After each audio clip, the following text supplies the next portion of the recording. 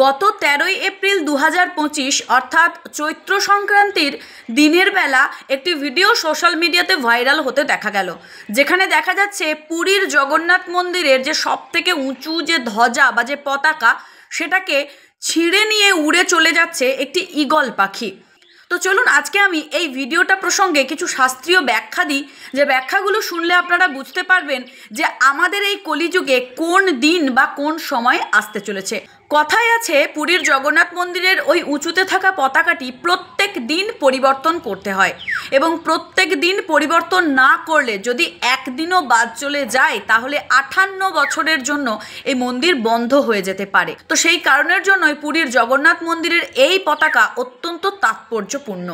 আজকে আমি আপনাদের সকলের সামনে তুলে ধরব অচ্যুত আনন্দের ভবিষ্য মালিক নামক গ্রন্থের একটি শ্লোক, এবং যে শ্লোকটির সঙ্গে আজকের যে ঘটনা ভাইরাল হয়েছে বা যে ভিডিও ভাইরাল হয়েছে তার একটা ওতপ্রোত জোর রয়েছে। পণ্ডিত অচ্যুত আনন্দ ওনার ভবিষ্য মালিক নামক গ্রন্থে উনি রচনা করে গিয়েছিলেন, গরুরধ্বজ হরতি চেত ধর্ম সংকট আগতম যদা বিষ্ণু ধ্বজা খেগতম তদা কলিযুগ নাশো ব্রজতি। শ্লোকটির অর্থ হচ্ছে, যদি কখনো পুরীর জগন্নাথ মন্দিরের এই ধ্বজা বা পতাকা গরুর পাখি হরণ করে তাহলে ভগবান স্বয়ং উদয় হবেন, এবং যে অরাজকতাগুলো ঘটছে তার বিরুদ্ধে তিনি নিজের প্রভাব দেখাবেন আর কলিযুগ বিনাশ হবে।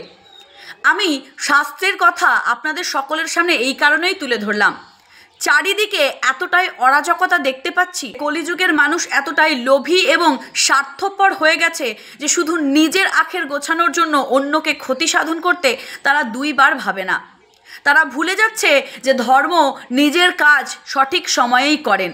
জগন্নাথ দেব তার চোখের পলক একটি নিমেষের জন্যও ফেলেন না, কেননা উনি এমনই একজন প্রভু যিনি প্রতিটি সেকেন্ড তার ভক্তদেরকে নিরীক্ষণ করার জন্য, দেখার জন্য সজাগ থাকেন।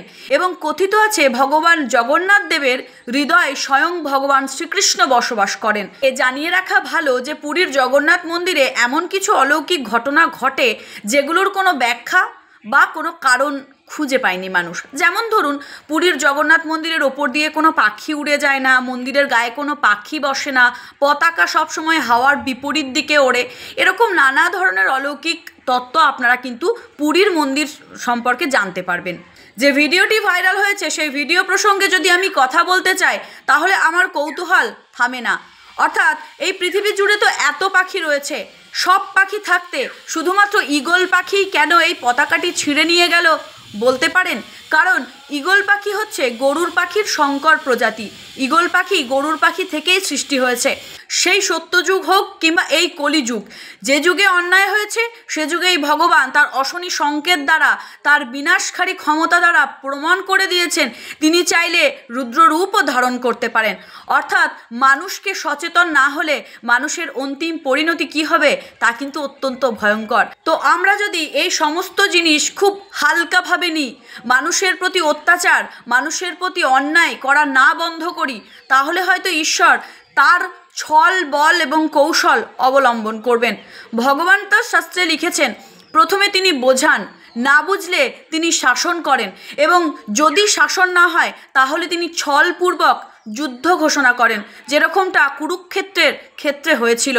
তো আপনারা সকলেই সাবধান এবং সচেতন হয়ে যান, কেননা এই কলিযুগের জীব এতটাই স্বার্থপর আর লোভী হয়ে উঠেছে যে তাদের অন্তিম কালও এসে পৌঁছে গেছে।